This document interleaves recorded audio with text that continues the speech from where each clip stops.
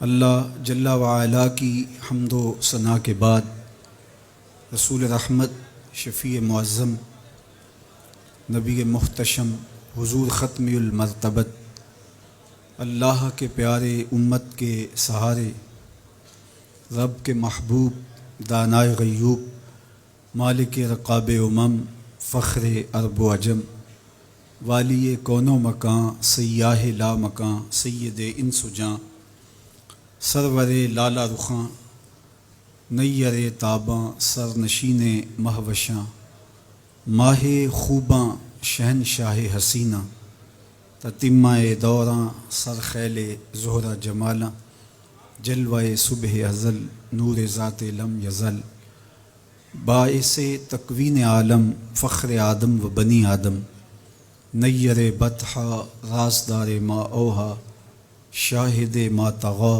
صاحب علم نشرہ، معصوم آمنہ احمد مجتبیٰ، حضرت محمد مصطفیٰ صلی اللہ علیہ وآلہ وسلم کے حضور ناز میں اپنی عقیدتوں، ارادتوں اور محبتوں کا خراج پیش کرنے کے بعد عالی مرتبت، ذی وقار علماء کرام، مہمانان محتشم،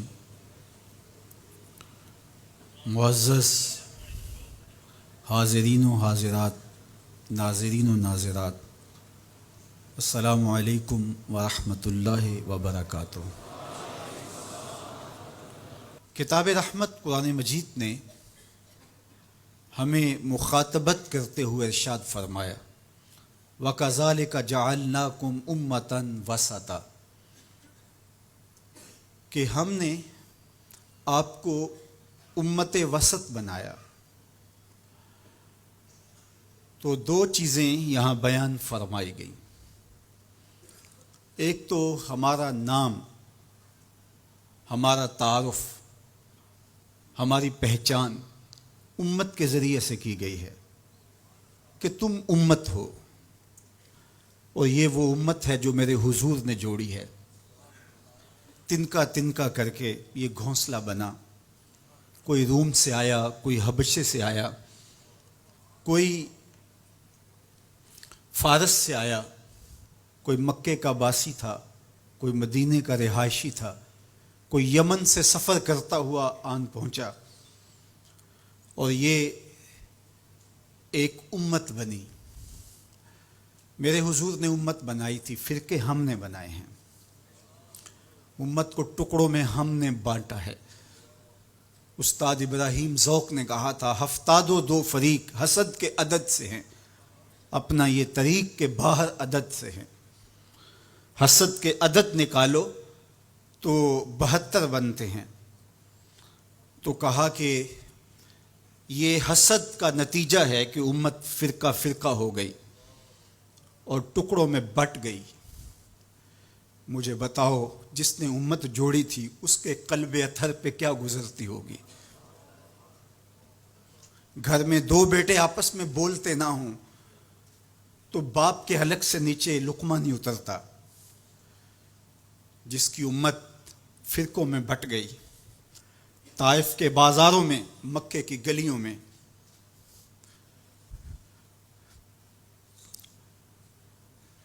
اور کہاں کہاں میرے حضور نے اس امت کے لیے دکھ جھیلے، تکلیفیں سہی، تو یہ امت ٹکڑوں میں بٹ گئی۔ حضور سے ہمیں معافی مانگنا ہوگی۔ چھوڑ کے آپ کا دامن رحمت، آقا ہم سے بھول ہوئی، کھو دی اپنی قدر و قیمت، آقا ہم سے بھول ہوئی۔ دیکھ ہماری آنکھ مچولی، اپنے سینے اپنی گولی، بھول گئے ہم درس اخوت، آقا ہم سے بھول ہوئی۔ بن گئے سیم و زر کے بندے، تن کے اجلے من کے گندے، لٹ گئی ہم سے فقر کی دولت، آقا ہم سے بھول ہوئی۔ دنیا کے ٹھکرائے ہوئے ہیں، تیرے در پہ آئے ہوئے ہیں، کھول دے اپنا باب رحمت، آقا ہم سے بھول ہوئی۔ ہم سے غلطی ہوئی کہ ہم ٹکڑوں میں بٹ گئے، ہم گروہوں میں بٹ گئے، اور اس کا نتیجہ کیا ہے؟ آج پوری امت زخم زخم ہے، پوری امت لہو لہو ہے۔ کہا تمہاری ہوا اکھڑ جائے گی اگر تم نے حبل اللہ کو چھوڑ دیا، اللہ کی رسی کو چھوڑ دیا، تم نے رسول کے دامن کو ترک کر دیا، تم گروہی تقسیمات پہ یقین رکھنے لگے، تم نے 1.5 اینٹ کی مسجد کھڑی کر لی، تم تقسیم در تقسیم کے عمل سے گزرتے رہے، تم امت سے فرقوں سے جماعتیں، جماعتوں سے لابیاں، اور لڑکتے لڑکتے تم ٹکڑے ٹکڑے ہو گئے، تم کرچی کرچی ہو گئے، تو پھر تمہاری ہوا اکھڑ جائے گی، دنیا میں تمہاری کوئی عزت نہیں رہے گی۔ آج حضور کے قلب اطہر پہ کیا گزرتی ہوگی جب شام کی بچیوں کے منہ پہ تماچے مارے جاتے ہیں، جب بغداد میں حضور کی امت خانمہ برباد نظر آتی ہے، جب برما میں آری لے کر کے اعضاء کاٹ دیے جاتے ہیں، جب دشت لیلہ سے لے کے کندھار تک اور غزہ سے لے کے کشمیر تک لاشیں ہی لاشیں بکھری ہوئی نظر آتی ہیں، بستی بستی، کریا کریا، صحرا صحرا خون، بستی بستی، کریا کریا، صحرا صحرا خون، امت والے امت کا ہے کتنا سستا خون، امت والے امت کا ہے کتنا سستا خون۔ شام، قدس، کشمیر اور برما، کس کس کا احوال کہوں؟ شام، قدس، کشمیر اور برما، کس کس کا احوال کہوں؟ ہر سو زخمی، ہر سو لاشیں، ہر سو بہتا خون، امت والے امت کا ہے کتنا سستا خون، امت والے امت کا ہے کتنا سستا خون۔ آج امت لہو لہو ہے، اس پوری کائنات میں 1 انچ بھی جگہ ایسی نہیں ہے جہاں آتش و آہن برستا ہو اور وہ کفار کی سرزمین ہو۔ جہاں بھی خون بہتا ہے وہ بستی مسلمانوں کی ہے، جہاں لاشیں گرتے ہیں وہ گھر مسلمانوں کا ہے، جہاں عصمتیں لٹتی ہیں وہ خطہ مسلمانوں کا ہے۔ یہ ہمارے گناہوں کی سزا ہے جو ہم کاٹنے پہ مجبور ہیں، اور جب تک ہم امت نہیں بنتے تب تک رسوائیاں ہمارا مقدر ہوں گی اور ذلت ہمارا مقسوم ہے جب تک ہم ان کے دامن سے نہیں جڑ جاتے۔ قوت عشق سے جب دہر میں اجالا نہیں ہوتا تو پستیوں کو بلندیوں سے بدلنے کا کرینہ آپ نہیں سیکھ سکتے۔ نام محمد کو تھام کر کے، امت کی وحدت کے تصور کو اجاگر کر کے، حضور کا پاکیزہ وجود جو امت کی وحدت کا ضامن ہے، اس سے بے لوث محبت کا رشتہ اور الفت کا ربط جب تک مضبوط نہیں ہوتا تب تک ہم ان مشکلات سے کبھی بھی نہیں نکل سکتے۔ 1000 فلسفے تراش لیں، 1000 منطقیں بگھار لیں، لیکن کوئی نتیجہ نہیں ہوگا۔ تمہیں نتیجہ تب ہی ملے گا جب حضور کے قلب اطہر کو آرام پہنچاؤ گے، جب امت بن جاؤ گے، جب حضور علیہ السلام سے وابستگی اپنا شعار زندگی بنا لو گے، تو پھر دہر میں اجالا اور روشنی حضور علیہ السلام کے نام کے صدقے سے نصیب ہوگی، اور تقدیر کا قاضی تمہاری سزائیں معاف کر دے گا، اور پھر نتیجہ تمہارے سامنے اس صورت میں نمودار ہوگا کہ تم بحر و بر کے مالک ٹھہرو گے، اور کائنات کے اندر حضور کے ساتھ وفا کے رشتے کے نتیجے کے اندر لوح بھی تمہارے ہاتھ میں ہوگا، قلم بھی تمہارا ہی مقدر ہوگا۔ لیکن شرط یہ ہے کہ تم صحیح معنی کے اندر امت بن جاؤ۔ وَأَنْتُمُ الْأَعْلَوْنَ إِن كُنتُم مُؤْمِنِينَ، یہ میرے رب کا وعدہ ہے، اور میرے رب کے وعدے سچے ہوتے ہیں۔ کہا تم ان کے بن کے تو دیکھو، عزت کا تاج میں تمہارے سر پہ رکھوں گا۔ یہ تمہاری غلطیوں کی تمہیں سزا دی جا رہی ہیں، عزتیں تمہارے لیے ہیں، وقار تمہارے لیے ہے، لیکن شرط یہ ہے کہ تم میرے بھی بن جاؤ، میرے رسول کے بھی بن جاؤ۔ تو پھر عزتیں تمہارا مقدر ہوں گی اور شانیں تمہیں عطا کی جائیں گی، تمہیں عزتوں کی مسندوں پہ بٹھایا جائے گا۔ شکوے کی زبان کھلی تو لہجہ تلخ ہوا، اور اقبال بولا کہ صفائے دہر سے باطل کو مٹایا ہم نے، نوع انسانی کو غلامی سے چھڑایا ہم نے، تیرے کعبے کو جبینوں سے بسایا ہم نے، تیرے قرآن کو سینوں سے لگایا ہم نے، پھر بھی ہم سے گلہ ہے کہ وفادار نہیں، ہم وفادار نہیں، تو بھی تو دلدار نہیں۔ تو آواز آئی، صفائے دہر سے باطل کو مٹایا کس نے، نوع انسانی کو غلامی سے چھڑایا کس نے، میرے کعبے کو جبینوں سے بسایا کس نے، میرے قرآن کو سینوں سے لگایا کس نے، تھے تو آبا وہ تمہارے ہی مگر تم کیا ہو، ہاتھ پہ ہاتھ دھرے منتظر فردا ہو، ہر کوئی مست مئے ذوق تن آسانی ہے، تم مسلمان ہو یہ انداز مسلمانی ہے، حیدری فقر ہے نئے دولت عثمانی ہے، تم کو اسلاف سے کیا نسبت روحانی ہے، وہ معزز تھے زمانے میں مسلمان ہو کر، تم خار ہوئے تارک قرآن ہو کر۔ جب تم میرے تھے تو خالد بن ولید کے پاس زہر کی شیشی لے کے پادری آتا ہے تو حضرت خالد بن ولید پکڑ کے خود اس کو پی جاتے ہیں، اور وہ منتظر ہوتا ہے کہ تھوڑی دیر کے بعد یہ گریں گے اور موت واقع ہوگی، لیکن معمولی پسینے کے بعد حضرت خالد بن ولید کھڑے ہو کے کہتے ہیں میرے رب نے موت نہ لکھی ہو تو موت نہیں آ سکتی، آؤ رب کا ڈر سینے میں پال لو، زمانہ تم سے ڈرنا سیکھ لے گا، ان کے ہو جاؤ زمانہ تمہارا ہو جائے گا، ان سے وابستگی اختیار کرو پھر زمانہ تمہاری نوکری کرے گا۔ پھر میں اقبال کے لہجے میں کہنا چاہوں گا کہ محمد سے وفا تو نے تو ہم تیرے ہیں، یہ جہاں چیز ہے کیا لوح و قلم تیرے ہیں۔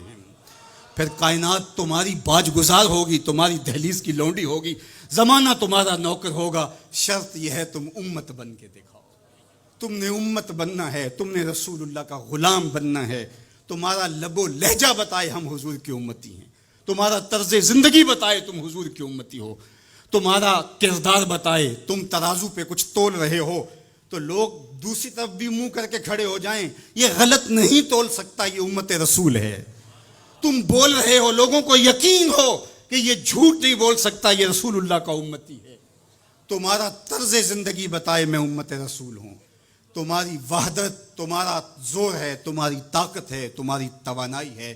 تو فرمایا وَكَذَلِكَ جَعَلْنَاكُمْ أُمَّةً، ہم نے تو امت بنایا تھا تمہیں، تم ٹکڑے ٹکڑے ہوئے، تم نے اپنے آپ کو بانٹ لیا، تم ایک دوسرے کا گریبان نوچنے لگے، تم ایک دوسرے کے جبے پھاڑنے لگے، تم ایک دوسرے کے لیے نفرتوں کے بیج بونے لگے، تمہاری زبانیں انگارے اگلنے لگیں، تم چنگاریاں نکالنے لگے، تم ممبر و محراب کے تقدس کو پامال کرنے لگے، تم خواہشات کے غلام بن گئے، تم آرزوؤں کے نوکر بن گئے، تم اپنے نفس کی غلامی میں آ گئے، تم تو غلام تھے آمنہ کے لال کے، تم نے کب سے نفس کی غلامی اختیار کر لی، تم کب سے خواہش کے نوکر بن گئے، تم کب سے نفس کے بندے بن گئے، پھر تمہیں ذلیل نہ کیا جاتا تو اور تمہارا علاج کیا ہے؟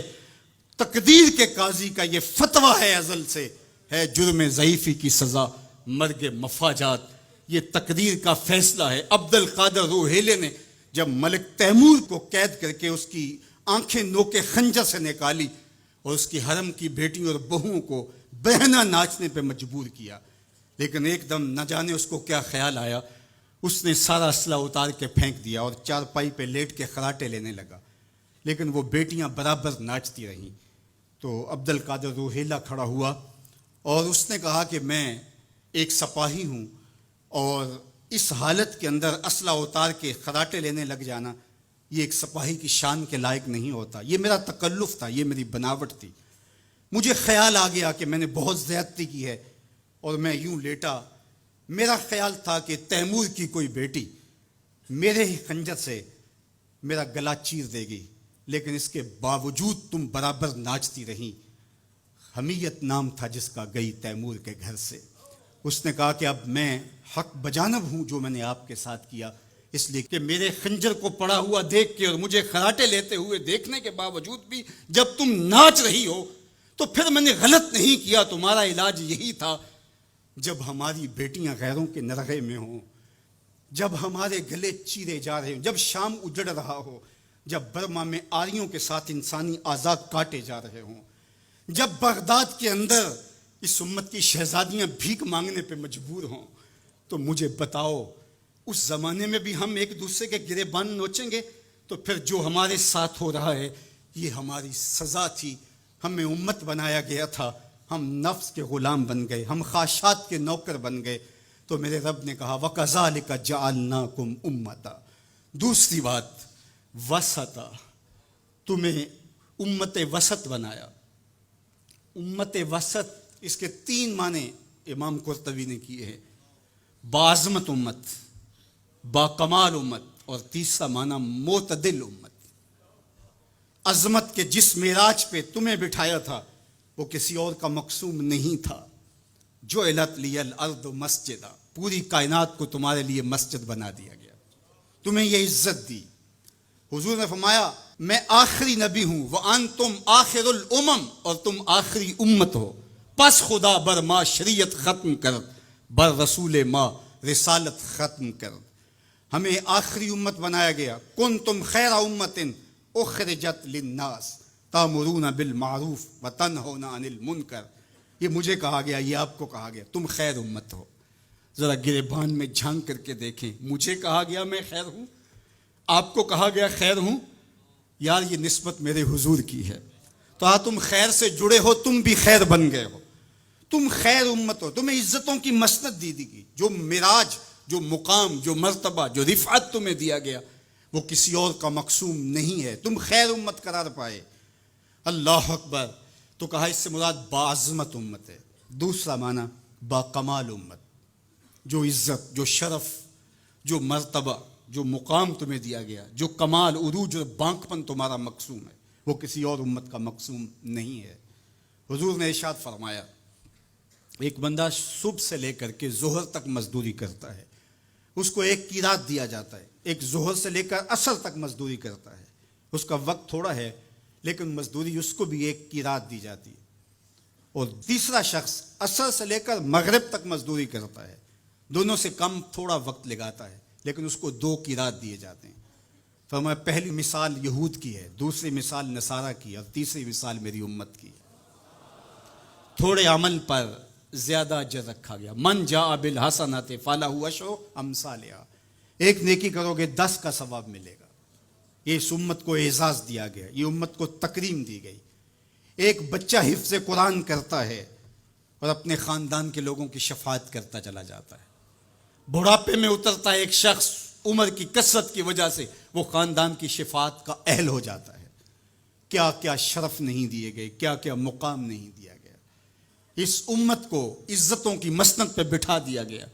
قیامت کے دن اعضائے وضو سے چمکتی ہوئی یہ امت سامنے آئے گی، دور سے پہچانے جائیں گے یہ محمد عربی کے غلام ہیں، چونکہ ان کے اعضاء چمک رہیں گے، روشنی نکل رہی ہوگی ان کے وجود سے۔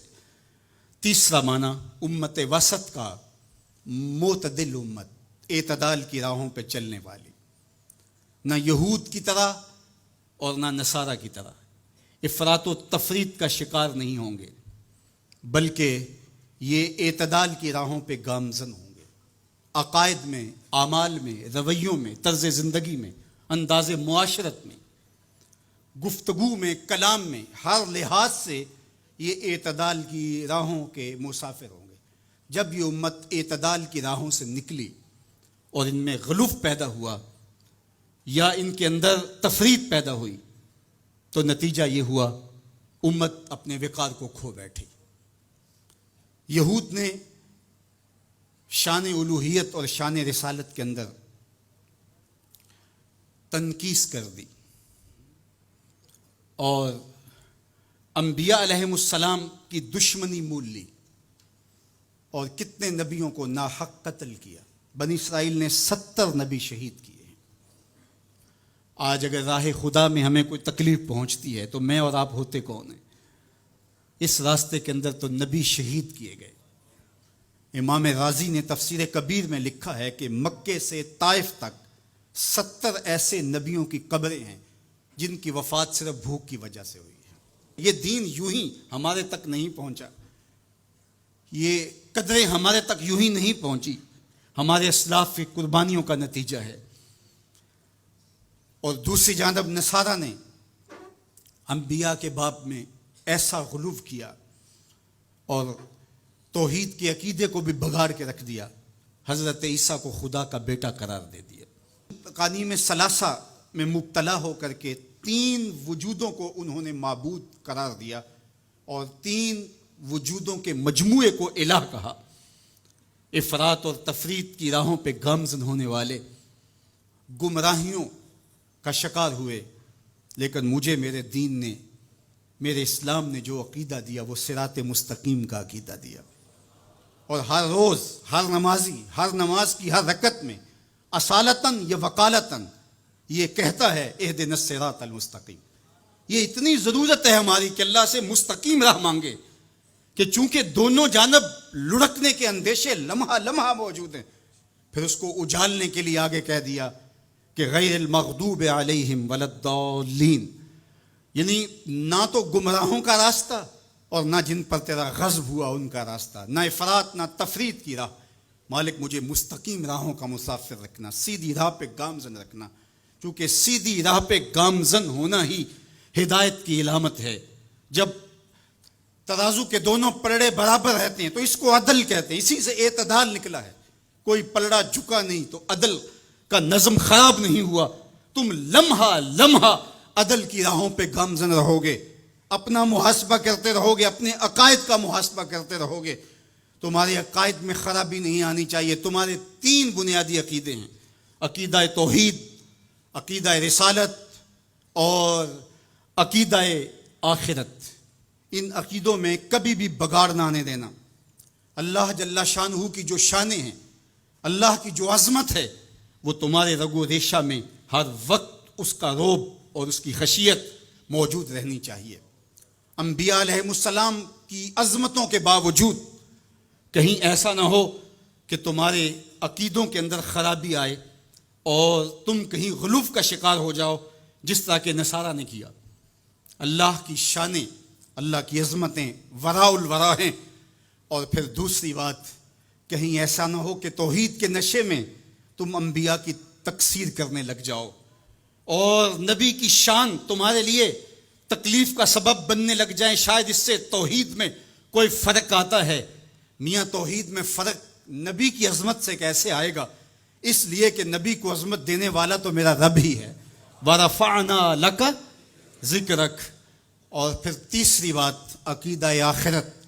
آخرت کا عقیدہ یہ ہے کہ ہم نے اس دنیا پر بیٹھ نہیں رہنا، بہرحال اللہ کی طرف سے جو اس کے علم میں متعین ہماری زندگی ہے اس کو گزارنے کے بعد ہم نے یہاں سے رخصت ہونا ہے۔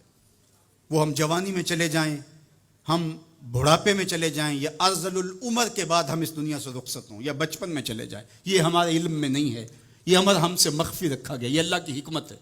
لیکن یہ طے شدہ ہے کہ ہم نے یہاں بیٹھ نہیں رہنا، اور جب یہاں سے جانا ہے تو ایک دوسرا جہاں ہمارے لیے منتظر ہے، اور وہاں ہم نے ایک ایک عمل کا حساب دینا ہے۔ ثم لتسألن یومئذ عن النعیم۔ اس دن ایک ایک عمل کے بارے میں پوچھا جائے گا۔ اللہ اگر چاہے تو ہم سے گرفت کر لے، اور اگر چاہے تو اپنے کرم سے معاف کر دے۔ اگر وہ معاف کرنا چاہے تو کوئی پوچھ نہیں سکتا کہ اتنا بڑا پاپی اور مجرم تھا، اسے معاف کیوں کیا گیا۔ اور اگر وہ گرفت کرنا چاہے تو کسی کو حق نہیں ہے کہ وہ یہ کہہ سکے کہ مجھے گرفت کیوں کی گئی۔ تو ایمان بیم و رجا کے درمیان ہے۔ الایمان بین الخوف والرجا، ایمان خوف اور امید کی درمیانی کیفیت میں ہے۔ ڈر بھی لگا رہے، دھڑکا بھی لگا رہے، اور امید کے چراغ بھی بجھنے نہ پائے۔ فضل دی آس ہے مینوں تے نالے ڈر بھی آندا ہے۔ فضل کی امید بھی رہے لیکن خوف بھی طاری رہے، پکڑا بھی جا سکتا ہوں، گرفت بھی ہو سکتی ہے، اس کی پکڑ بھی بڑی سخت ہے۔ ان بطش ربک لشدید، تیرے رب کی پکڑ بہت سخت ہے۔ جب وہ پکڑتا ہے تو پھر کوئی اس سے اپنے آپ کو چھڑوا نہیں سکتا۔ اللہ اکبر۔ تو اس کی پکڑ کا خوف بھی رہے، لیکن وہ کریم بھی ہے، وہ معاف کرنا چاہے۔ ما یفعل اللہ بعذابکم، وہ تمہیں عذاب دے کے کیا کرے گا؟ اگر تم اس کا شکر کرنا سیکھ جاؤ تو وہ تو تمہارا رب ہے، وہ تمہیں عذاب دے کے کیا کرے گا؟ تو امید بھی روشن رہے، اور خوف بھی طاری رہے۔ تمہید الایمان کے اندر شیخ عبدالحق محدث دہلوی علیہ رحمہ حضرت سیدنا عمر رضی اللہ تعالیٰ عنہ کا قول بیان کرتے ہیں کہ وہ فرماتے ہیں کہ اگر مجھے یہ پتہ چلے کہ سارے لوگ جنت میں جائیں گے، ایک شخص جہنمی ہوگا، تو میں ڈرتا ہوں کہیں وہ ایک میں ہی نہ ہو جاؤں۔ اور اگر مجھے یہ پتہ چلے کہ سارے لوگ جہنم میں جائیں گے اور ایک ہی جنت میں جائے گا، تو مجھے امید ہوگی شاید وہ ایک میں ہی ہو جاؤں۔ اور ہم کہتے ہیں فلاں اگر جنت میں چلا گیا، فلاں اگر بخشا گیا تو میں بھی چلا جاؤں گا۔ ہم نے اپنی آخرت دوسرے سے جوڑ دی، فلاں بخشا گیا تو میں بھی بخشا جاؤں گا۔ وہ کہتے ہیں اگر سارے جنت میں جائیں، یہ خبر ہو کہ ایک نے جہنم میں جانا ہے، تو میں ڈرتا ہوں کہیں وہ ایک میں ہی نہ ہو جاؤں، وہ میں ہی نہ پھنس جاؤں۔ ایک بچہ تھا، گھر سے روتا ہوا نکل گیا اور جنگلوں کے اندر آنسو بہاتا ہے۔ کوئی درویش ملا، اس نے کہا کیا ہوا؟ کہا مجھے اللہ سے بڑا ڈر لگتا ہے۔ میرے حضرت قبلہ خواجہ محمد یعقوب مصطفیٰ رحمۃ اللہ تعالی علیہ، آپ کے یہاں نشان پڑ گئے تھے رو رو کے، ان کی ہڈیوں میں درد بھرا ہوا تھا، یہاں رو رو کے نشان پڑ گئے تھے۔ تو یہاں ایک بزرگ ہوتے تھے، انتقال کر گئے۔ وہ کہتے ہیں ایک دن میں گیا تو انہوں نے دونوں اپنے گھٹنے کھڑے کیے تھے اور اپنی باہیں اس کے گرد لپیٹی ہوئی تھیں اور ایسے سر جھکایا تھا۔ تو میں نے جا کے سلام کیا تو انہوں نے سر اٹھایا تو وہ رو رہے تھے۔ تو میں نے کہا کہ آپ اتنا روتے کیوں ہیں؟ تو وہ کہتے ہیں کہ ان کے انداز نے میرے اندر درد بھر دیا۔ انہوں نے ایسے سر اٹھایا اور کہا اس سے ڈر آتا ہے، اس سے ڈر آتا ہے۔ کرم دی آس ہے مینوں تے نالے ڈر بھی آندا ہے، فضل دی آس ہے مینوں تے نالے ڈر بھی آندا ہے۔ یہ امید کہ میری بخشش و مغفرت ہو اور یہ خوف کہ اگر میں پکڑا گیا۔ تو وہ بچہ رو رہا تھا، تو اس فقیر نے پوچھا بیٹے کیوں رو رہے؟ کہ اللہ کا ڈر آتا ہے۔ تو کہا تمہارے دامن پہ تو گناہ ہی نہیں۔ کہتے ہیں بڑے کی عزت اس لیے کرو کہ اس کی نیکیاں زیادہ ہوں گی، اور چھوٹے کی تکریم اور شفقت اس لیے کرو اس کے دامن پہ گناہ نہیں ہے۔ اللہ اکبر۔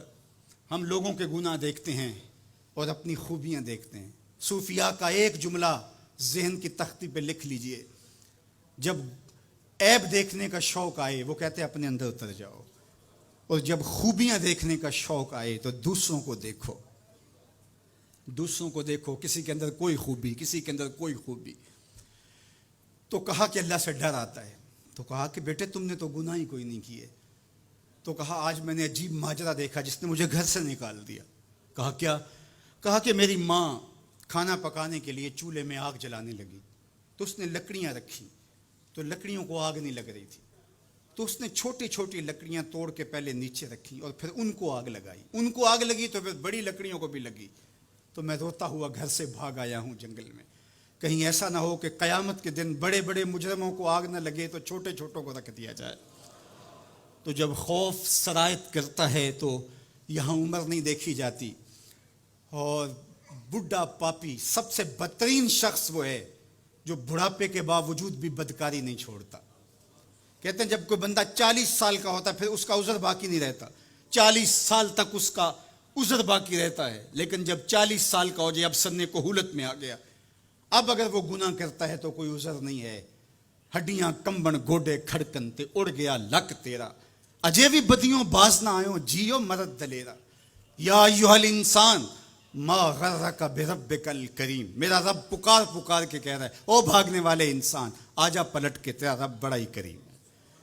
میں یہ بات 100 بار کہی، میرے سننے والے مجھ سے 1000 بار سن چکے، لیکن لفظوں کی چاشنی اور امید کی ایسی جگمگاتی کرنیں روشن ہوتی ہیں کہ دل میں چراغاں ہو جاتا ہے، اور جب میں یہ بول رہا ہوتا ہوں تو میرے اندر پھل جھڑیاں پھوٹ رہی ہوتی ہیں، اور اللہ کے تشکر کے اندر درد کی کیفیت بھی پیدا ہو رہی ہوتی ہے کہ وہ رحمت بھرے لہجے میں پکار کے کہہ رہے سرکش کو، متمرد کو، باغی کو جو اس کی دہلیز چھوڑ کے بھاگ گیا، او بھاگنے والے آجا پلٹ کے، تیرا رب بڑا ہی کریم ہے۔ کوئی ایسے بھی آواز دیتا ہے، کوئی ایسے بھی مجرم کو پکارتا ہے۔ یہاں رک کے میں ایک اور جملہ بھی کہنا چاہتا ہوں۔ اعتدال میں حقوق اللہ اور حقوق العباد کی جو لوگوں نے تقسیم کی اور اس کا اپنا معنی متعین کیا، وہ ایک مشہور تو ہے لیکن حقیقتاً وہ معنی متعین نہیں ہے۔ اللہ کے حق فائق ہیں مخلوق کے حق سے۔ عمومی طور پہ کہا جاتا ہے یار حقوق اللہ کی خیر ہے، بس حقوق العباد کا خیال رکھو۔ یہ عمومی بات کہی جاتی ہے. تو یہ بات اچھی طرح ذہن نشین کر رہے ہیں. یہ بھی آپ کے اعمال میں اور آپ کی افکار میں اور آپ کے نظریات میں غلو پیدا ہو گیا کہ آپ نے اللہ کے حق کو کمتر سمجھ لیا اور مخلوق کے حق کو غالب سمجھ لیا. ایسا نہیں ہے. اللہ کے حق سب سے زیادہ ہیں. اللہ تعالیٰ قرآن مجید میں ایک موقع پر ارشاد فرمایا وَمَا قَدَرُ اللَّهَ حَقَّ قَدْرِهِ. انہوں نے اللہ کی قدر کا حق ہی ادا نہیں کیا. وہ تمہارا خالق لگتا ہے.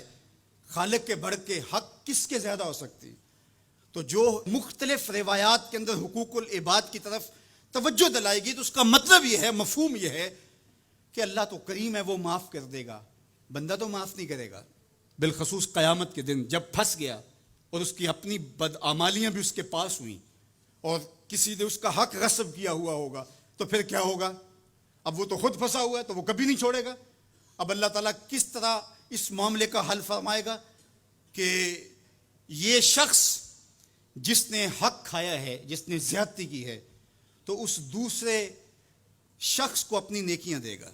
نیکیاں لینے کے باوجود بھی اگر وہ پاپی اتنا بڑا ہے کہ ابھی بھی کام نہیں بنتا اور اس کے ذمے قرض بھی باقی رہ گیا تو پھر یہ اس کو اپنے گناہ دے گا. تو اب قیامت کے دن کون چھوڑے گا؟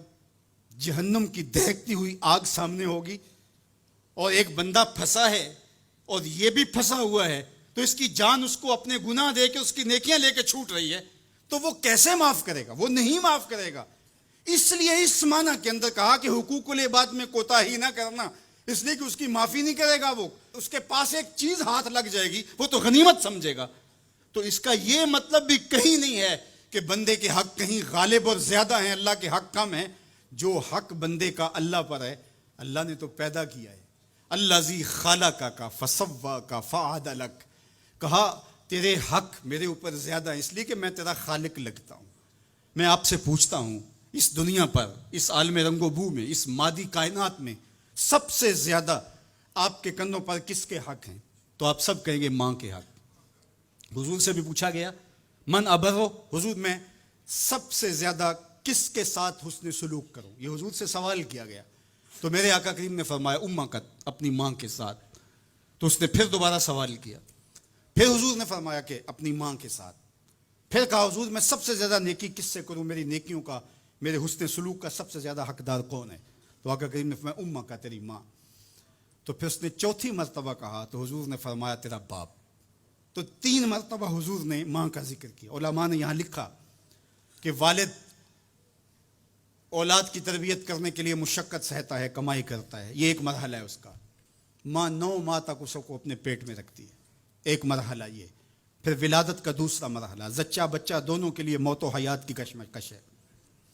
اور تیسرا مرحلہ اس کی تربیت کا جس طرح باپ شامل ہوتا ہے. تو ماں کے 3 حق بیان کیے اور باپ کا ایک حق بیان کیا.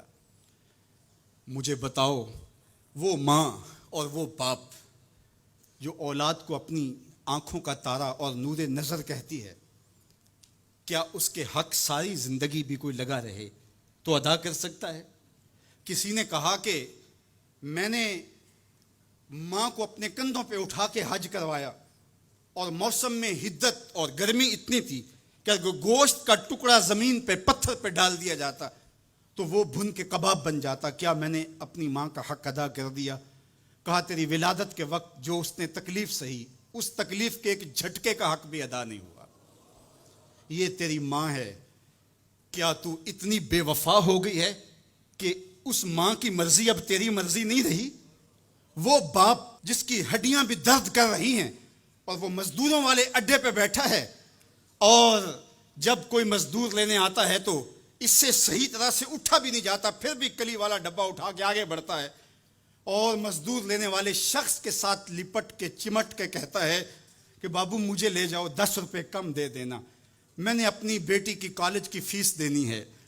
وہ باپ جس کی ہڈیاں دکھ رہی ہیں اور جا کے دیوار پر کلی کر رہا ہے، اس کی کمائی سے کالج میں پڑھنے والی بیٹی کو ایک خاتون ایک سجے ہوئے دفتر میں بٹھاتی ہے اور کہتے تو پدر شاہی نظام کے خلاف بغاوت کر، تیرا جسم تو تیری مرضی ہونی چاہیے، باپ ہوتا کون ہے؟ وہ بیٹی اس کے منہ پہ تھپڑ مارے، وہ کلی کر کے میرا پیٹ پالتا رہا اور میری فیسیں ادا کرتا رہا، میں تو اپنے بدن اور اپنی زندگی کی ایک ایک سانس بھی اپنے باپ کے نام کر دوں، حق پھر بھی ادا نہیں ہو سکتا ہے. میرا باپ میری تعلیم کا ضامن ہے، میری زندگی کا ضامن ہے، میری عزت اور آبرو کا پہرے دار ہے۔ اللہ اکبر، معاشرہ بدل گیا، حالات کے تیور تبدیل ہو گئے، بغاوتیں بھر گئیں، وفاؤں نے دم توڑ دیا۔ مغرب کی تہذیب سوائے تکلف کے اور کچھ نہیں ہے، اور چہرہ جو روشن نہ ہو تو کیا حاجت گلگونہ فروش۔ نئی تہذیب تکلف کے سوا کچھ بھی نہیں ہے۔ یہ مغربی تہذیب کی یلغار نے مرد آوارہ، بیکار و زن کمار باش کیا معاشرہ تخلیق کیا جا رہا ہے۔ میرے حضور کے غلاموں، آؤ ہم نے دین حضور سے لینا ہے، اور یہ سارے چونچلے اور یہ ساری مغربی وظیفہ خور تنظیمیں یہ دم توڑ کے رہ جائیں گی۔ اس کائنات کے اندر اور اس وطن کے اندر جھنڈا لہرائے گا تو محمد عربی کے نظام کا ہی لہرائے گا انشاءاللہ۔ ہم حضور کے دین کو کھڑا کرنے کے لیے اور حضور کے نظم کو غالب کرنے کے لیے اپنی زندگی کے ایک ایک سانس کو حضور کے نام وقف کریں گے۔ میری زندگی کا مقصد تیرے دین کی سرفرازی، میں اسی لیے مسلمان، میں اسی لیے نمازی۔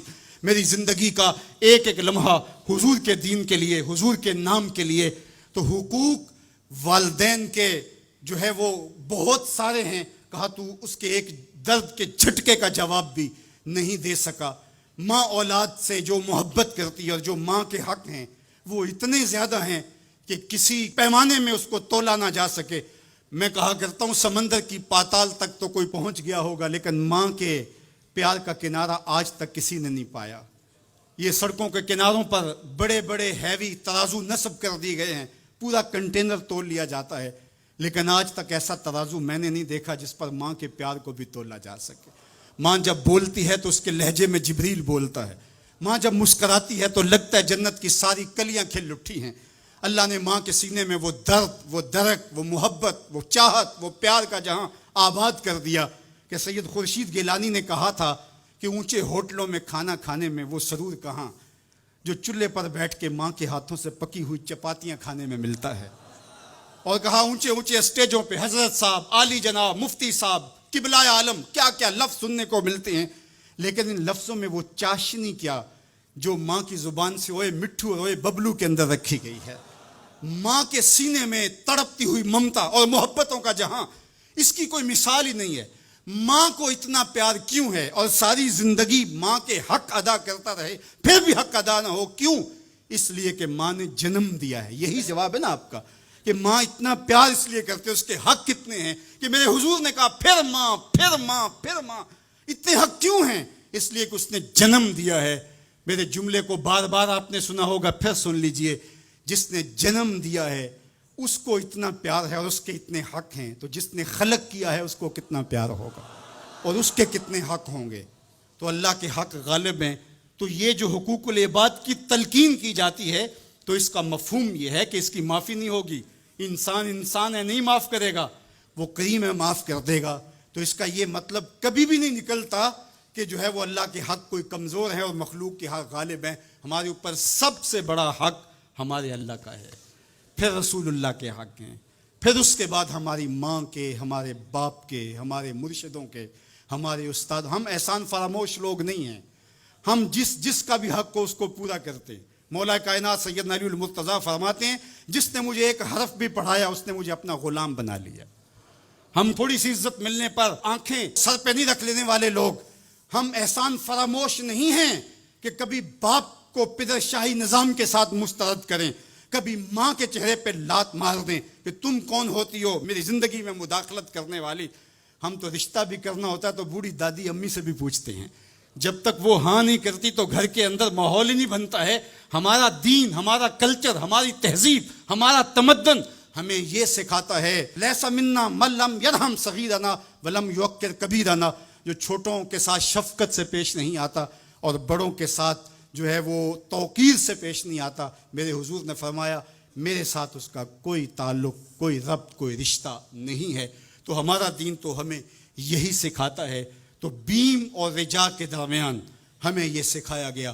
بات احترام کی چلی تو عقیدوں کے اندر جب غلوف پیدا ہوتا ہے تو اغیار کی سازشوں کا ہم نادیدہ اور دیدہ طور پہ شکار ہو جاتے ہیں۔ اقبال نے آج سے صدیوں قبل یہ بات جو ہے وہ ہونے والے حادثات کی نشاندہی کرتے ہوئے اپنے زمانے میں کہا تھا کہ تو کہ نشناسی خفیراز جلی ہوشیار باش، اے گرفتار ابو بکر و علی ہوشیار باش. کہا تو نہیں جانتا کہ تیرے ساتھ کیا کھیل کھیلا جا رہا ہے. ابو بکر اور علی کو آپس میں مقابل کھڑا کرنے والے ہوشیار ہو جا. یہ غیار کی سازش ہے. یہ دونوں کرنیں سینہ محمد عربی کی ہیں. ابو بکر بھی حضور کے ہیں، علی بھی حضور کے ہیں، عثمان بھی حضور کے ہیں، اصحاب بھی رسول کے ہیں، اہل بیت بھی حضور کے ہیں. ہم ان کی چوکھٹ کے فقیر بھی ہیں اور ان کے در کے بھی غلام ہیں. ہم تو غلام ابن غلام ہیں. ہمیں تو ان کی وساطت سے دین ملا ہے. ہم ایک کا نام لے کر کے دوسرے کی نفی نہیں کر سکتے. اللہ کے محبوب علیہ الصلوۃ والسلام نے حضرت سیدنا علی المرتضیٰ کو دیکھا اور فرمایا، مسند امام احمد بن حنبل نے اس کو روایت کیا، نہج البلاغہ میں موجود ہے. سیدنا علی المرتضیٰ فرماتے حضور نے میرے بارے فرمایا، یہلک فی رجلان محب مفرط و مبغض. علی تیرے معاملے میں آ کے دو لوگ برباد ہوں گے. تیرا معاملہ حضرت عیسیٰ والا معاملہ ہے. ایک نے حضرت عیسیٰ سے بغض رکھا اور ان کی ماں پہ تہمت لگا دی، اور ایک نے حضرت عیسیٰ سے اتنی محبت کی انہیں ابن اللہ کہہ دیا. دونوں گمراہ ہو گئے. فرمایا تیرا معاملہ بھی حضرت عیسیٰ کا ہے. یہلک فی رجلان، حضرت علی خود فرماتے ہیں میرے معاملے میں دو لوگ برباد ہوں گے، محب مفرط و مبغض. ایک محبت کر کے برباد ہوگا، ایک بغض رکھ کے برباد ہوگا. امتن وسطہ، درمیانی امت ہو تم نے ترازو کے دونوں پلڑے پورے کر کے عدل کے تقاضوں کو پورا کرنا ہے.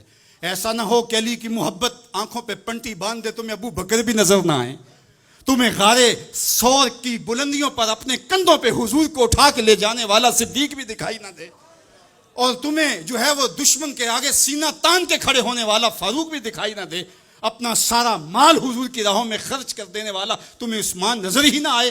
تم یوں اندھے ہو جاؤ. اور ایسا بھی نہ ہو جانا کہ علی کا نام لیا جائے تمہاری طبیعت میں بے چینی آ جائے، تمہارے چہرے کا رنگ بدلنے لگے، تم علی کا نام گوارا نہ کرو. جس علی کا ذکر بھی عبادت ہے، تمہیں ٹھنڈ کیوں نہیں پڑتی ہے، تمہیں تسکین کیوں نہیں ہوتی ہے؟ تو کہا نہ ادھر لڑکنا نہ ادھر لڑکنا، نہ تم گمراہیوں کا شکار. وَكَذَلِكَ جَعَلْنَاكُمْ أُمَّةً وَسَطًا، تم امت وسط بن کے رہنا، تم ترازو کے دونوں پلڑے برابر رکھنا. اور میں آپ کو امت وسط کے حوالے سے ایک ضروری بات وہ بھی بتانا چاہتا ہوں، وہ یہ کہ میرا اسلام، میرا دین امن کا دین ہے. قیام امن دین کے مقاصد میں شامل ہے. لیکن دوسری جانب اگر دشمن کی سرکوبی کے بغیر راستے نہ نکلتے ہوں تو اسلام کہتا ہے گھوڑے تیار رکھو. اسلام کہتا ہے تمہاری تیغ براں اس کے سر کو کاٹتی ہوئی آگے بڑھ جائے، تم ان کے جوڑ پہ مارو. تمہیں جہاد کا حکم دیا گیا تو ان دونوں پلڑوں کو برابر رکھنا پڑے گا. کہیں ایسا نہ ہو کہ تم امن کی بات کرتے کرتے جہاد کو ہی بھول جاؤ، اور ایسا بھی نہ ہو کہ تم جہاد کی بات کرتے ہوئے امن کا مذاق اڑانے لگو جو کہ دین کے مقاصد سے ہے. جہاد بھی امن کے قیام کے لیے کیا جاتا ہے. آپ فقہا سے پوچھیں، فی نفس ہی قتال قبا ہے، حسن نہیں ہے، فی نفس ہی. لیکن یہ حسن کیسے ہوا؟ لغیر ہی ہوا. یعنی چونکہ قتال سے پھر پائیدار امن آئے گا، لہٰذا یہ مجبوری قبول کر لی گئی. تو اصل امن ہے، امن کے قیام کے لیے جہاد کیا گیا، اور اس میں تمہارا نفس نہیں آنا چاہیے. حضرت علی کے منہ پہ تھوک دیا جاتا ہے، پیچھے ہٹ جاتے ہیں چھاتی سے، علی کا نفس شامل ہو گیا. یہ ہمارا دین ہے. شہادت ہے مطلوب و مقصود مومن، نہ مال غنیمت نہ کشور کشائی، شہرت پسندی کے لیے. ابو امامہ الباہلی فرماتے ہیں حضور علیہ الصلوۃ والسلام سے پوچھا، ایک شخص شہید ہو جاتا ہے، جان راہ خدا میں وار دیتا ہے، لیکن اس کے دل میں ہے کہ چلو میری شہرت بھی ہو جائے گی تو اس کو اجر ملے گا. میرے حضور نے کہا فلا شیء لہ، اسے کوئی اجر نہیں ملے گا. تو کہتے ہیں میں سمجھا کہ میں اس بات کو صحیح طرح سے بیان نہیں کر پایا، تو میں نے پھر کہا حضور اعلاء کلمت الحق کے لیے، دین کی سربلندی کے لیے اس نے یہ سب کچھ کیا ہے، لیکن ساتھ یہ بھی ہے کہ چلو ناموری بھی تو ہوگی. حضور نے پھر فرمایا فلا شیء لہ، اسے کوئی اجر نہیں ملے گا. تیسری مرتبہ پھر پوچھا حضور اس کا مقصد اللہ کے جھنڈے کو اونچا کرنا، اعلاء کلمت الحق، لیکن ساتھ یہ بھی ہے چلو ناموری بھی تو ہوگی. میرے حضور نے پھر فرمایا فلا شیء لہ، اور پھر مزید وضاحت کرتے ہوئے فرمایا اللہ صرف اسی عمل کو قبول کرتا ہے جو محض اس کے لیے کیا گیا ہو. تیرے عمل میں اخلاص ہو تو اس کا اجر کچھ اور ہے. حور و خیام سے گزر، بادہ و جام سے گزر، محض اس کی رضا کے لیے عمل ہو تو وہ جہاد جہاد ہے، ورنہ وہ جہاد، وہ قتال جہاد ہی نہیں ہے جو نفس کے لیے کیا جائے، جو مال غنیمت کے لیے کیا جائے، جو لوگوں میں بڑھوتری، جو زمین کی ہوس میں کیا جائے، جو خواہشات نفس کے لیے کیا جائے۔ تو ہمیں جہاد کے لیے بھی شرائط دی گئی، لیکن اس کا مقصد امن کا قیام ہے۔ تو بعض اوقات ہم یہاں توازن برقرار نہیں رکھ پاتے، اور توازن کا برقرار نہ رکھنا بہت سخت نقصان کا سبب بن جاتا ہے۔ یہ بلڈ پریشر تھوڑا سا اوپر نیچے ہو گیا زندگی لے جاتا ہے۔ اب کہیں گے تھوڑا سا ہی نیچے ہوا، کیا فرق پڑا اس سے؟ میاں اس توازن کا نام ہی تو صحت ہے، صحت کا نام ہی تو زندگی ہے۔ 1262 سے لے کر کے 1290 تک خاقان اعظم قبلائی رہا، اس کے اندر دلچسپی پیدا ہوئی، مختلف مذاہب کی طرف رغبت پیدا ہو گئی، اس نے مختلف مذاہب کو ماننے والوں کو اپنے پاس بلایا۔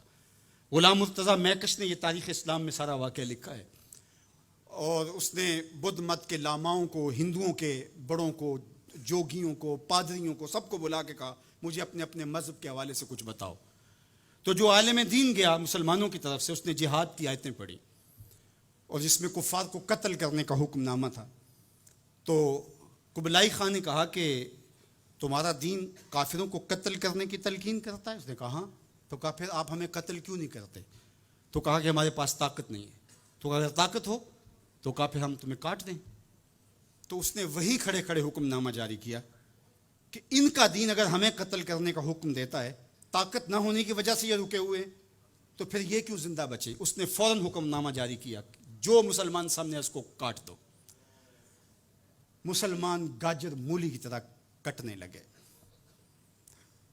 یہ کلمہ حق کہہ کے آیا تھا وہاں۔ اس دور کے صوفی بزرگ اور عالم شیخ جلال الدین علیہ رحمہ، پتہ چلا کہ یہ ایک عالم کی لغزش سے سب کچھ ہوا ہے۔ عالم کا پھسلنا عالم کا پھسلنا ہے۔ تو گئے جا کے بادشاہ کو کہا کہ بادشاہ کیا ماجرا ہوا؟ کہا تمہارا دین ہمیں قتل کرنے کا کہتا ہے اور ہمارے پاس طاقت ہے، پھر ہم آپ کو کیوں چھوڑے؟ تو کہا صاحب وہ دین کی تعبیر کو سمجھتے نہیں تھے جنہوں نے آپ کو بتایا۔ حالت جنگ کے یہ احکام ہیں۔ عام دنوں کے اندر تو اسلام یہ نہیں کہتا، اور حالت جنگ کے اندر آپ بتائیے کون کسی کو چھوڑتا ہے؟ لیکن میرا اسلام پھر بھی بچوں کو چھوڑتا ہے، پھر بھی خواتین کو چھوڑتا ہے، مذہبی رہنماؤں کو چھوڑتا ہے۔ اس نے کھڑے کھڑے حکم نامہ جاری کیا کہ جو کٹ گئے ابھی تلوار نیام میں ڈال لی جائے۔ تو صاحب جب تک عدل نہیں ہوگا، جب تک آپ یک سیر علم را دامن عقل باید، ایک سیر علم کے لیے 10 من عقل چاہیے، اگر آپ ترازو کے دونوں پلڑے برابر نہیں رکھ سکتے تو تمہیں تولنے کے لیے بٹھایا کس نے؟ میرا رب کہتا ہے وَكَذَلِكَ جَعَلْنَاكُمْ أُمَّةً وَسَطًا، ہم نے تمہیں امت وسط بنایا۔ ترازو کے دونوں پلڑوں کو برابر رکھنا، دونوں پلڑوں کو جھکنے نہ دینا۔ اللہ کے محبوب علیہ السلام نے دونوں پلڑے رکھے۔ المومن غر کریم، مومن سادہ مزاج ہوتا ہے، بھولا بھالا سیدھا سادہ ہوتا ہے۔ اللہ اکبر۔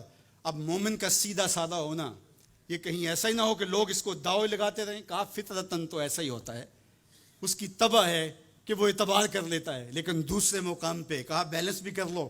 میرے حضور نے ارشاد فرمایا لا یلدغ المؤمن من جوہر واحد مرتين، مومن ایک ہی بل سے 2 مرتبہ ڈنگ نہیں کھاتا۔ اگرچہ وہ چالاک نہیں ہے لیکن زیرک ضرور ہے، اگرچہ وہ مکار نہیں ہے لیکن بصیرت کا نور اللہ نے اس کے سینے میں رکھا ہے۔ کہا اس کی فراست قلبی سے ڈرو، وہ اللہ کے دیے ہوئے نور سے دیکھتا ہے، اس کو اللہ نے چراغاں دی ہے، اللہ نے اس کو روشنی عطا کی ہے۔ عمومی طور پہ کہا جاتا ہے یہ دنیا والے ہیں، یہ دین والے ہیں، اور یہ 2 تقسیمات کر دی جاتی۔ یہ تقسیمات ہمارا دین ہمیں نہیں سکھاتا۔ دونوں پلڑے برابر رکھو، دنیا بھی اور دین بھی۔ اصل دنیا کیا ہے؟ ملا رومی بولے چیز دنیا از خدا غافل بدن، دنیا ہے کیا؟ خدا سے غافل ہونے کا نام دنیا ہے۔ وہ آپ چاہے ممبر پہ بیٹھ کے غافل ہیں یا دکان پہ بیٹھ کے غافل ہیں، وہ آپ دنیا داری کر رہے ہیں۔ یہاں مقصد لوگوں کے دل اپنی طرف موڑنا، لوگوں کی جیبیں ڈھیلی کرنا، لوگوں میں اپنے آپ کو محبوب اور اپنے آپ کو جو ہے وہ لوگوں کا مقصود بنانا، اپنے بت کو تراشتے رہنا کہ لوگ پوجا پاٹ کرتے رہیں۔ یہ ممبر پہ دکانداری ہو رہی ہے، اور دوسرا دکان پہ بیٹھا ہے لیکن سچ کا دامن نہیں چھوڑتا۔ میرے حضور نے فرمایا سچا تاجر قیامت کے دن پیغمبروں کے ساتھ اٹھایا جائے گا۔ تو دنیا اور دین یہ دونوں ساتھ ساتھ چلتے ہیں۔ تو دین اور دنیا دو الگ الگ خانے نہیں ہیں. اسلام ترک دنیا سے روکتا ہے لیکن گھر کے دنیا سے بھی بچنے کی تلقین کرتا ہے. رہبانیت کا درس بھی نہیں دیتا. لا رہبانیت فی الاسلام. اسلام میں رہبانیت نام کی کوئی چیز نہیں ہے کہ تم گھر بار چھوڑ دو, تم بستی چھوڑ دو, تم کوہ غار کی زندگی اختیار کرو. اسلام کا یہ مزاج نہیں ہے. ابھی بات ہو رہی تھی, حضور نے مواخات قائم کیے مدینہ المنورہ میں, 2 مرتبہ قائم کیے. ایک دفعہ حضور نے مکے میں قائم کیے تھوڑے صحابہ کے درمیان. اور مواخات مدینہ یہ کائنات کا ایک انوکھا باب ہے, اور یہ ایک الگ مضمون اور عنوان ہے کہ دو افراد کو, ایک انصار لیا اور ایک مہاجر لیا, اور حضور نے ان کے درمیان مواخات قائم کر دی.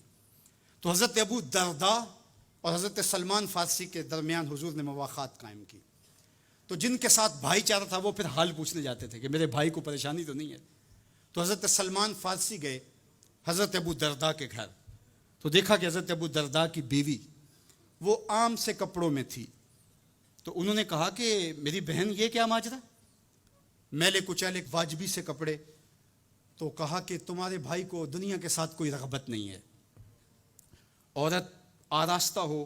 حضور نے فرمایا کہ عورت کی خوبیاں بیان کی کہ بہترین عورت وہ ہے جب اس کا شوہر دیکھے اس کو تو اسے خوش کر دے. وہ اس کا لباس اور طرز زندگی ایسا ہو کہ مرد کے لیے مسرت, خوشی اور سرشاری کا ذریعہ ہو, تاکہ اس کی نظر یکسو رہے اور اس کے خیالات پر آگندہ نہ ہوں, اس کی سوچوں میں آوارگی نہ آنے پائے. تو کہا کہ تمہارے بھائی کو رغبت ہی نہیں ہے دنیا کے ساتھ, اس لیے مجھے اس کی کوئی ضرورت نہیں ہوتی. خیر حضرت ابو درداء آئے تو کھانا لائے.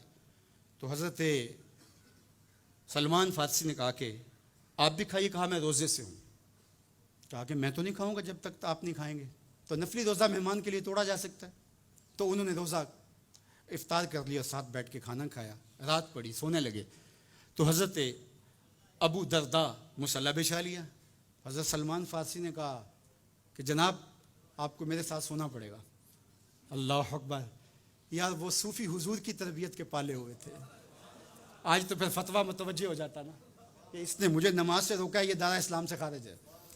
تو آپ نے کہا ٹھیک ہے, مہمان ہو, مہمان نوازی کا یہ بھی ایک ڈش ہے نا, چلو میں سو جاتا ہوں. سحری ہوئی تو سلمان فارسی اٹھے, ان کو اٹھایا, بیدار کیا, تہجد پڑھی دونوں نے. اور پھر حضرت سلمان فارسی نے کہا کہ تمہارا میں نے عمل دیکھا, تمہاری بیوی کے کپڑے میلے کچیلے تھے, تم نے روزہ رکھا ہوا تھا اور رات تم قیام کرتے ہو.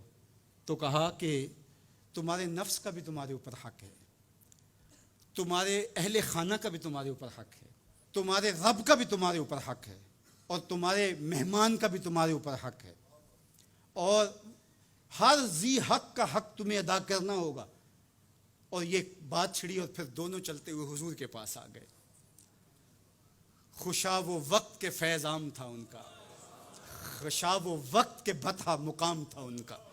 کیسے وہ لمحے تھے. آج تو کوئی مسئلہ ہو تو کوئی ملتا ہی نہیں ہے, درد ہو تو سنائیں کس کو, زخم ہو تو دکھائیں کس کو, کہانی ہو تو کہیں کس سے, دکھڑے ہوں کس کی دہلیز پہ رکھیں, کس کے کندھے پہ سر رکھ کے روئیں, کوئی رہا ہی نہیں ہے. تو وہ اٹھے اور حضور کے پاس آئے, اور حضرت سلمان نے اپنی کہانی سنائی اور ابو درداء نے اپنی بات کہی. تو میرے حضور نے کیا کہا سنو. میرے حضور علیہ الصلوۃ والسلام نے ارشاد فرمایا, صدق سلمان, کہا میرے سلمان نے سچ کہا ہے.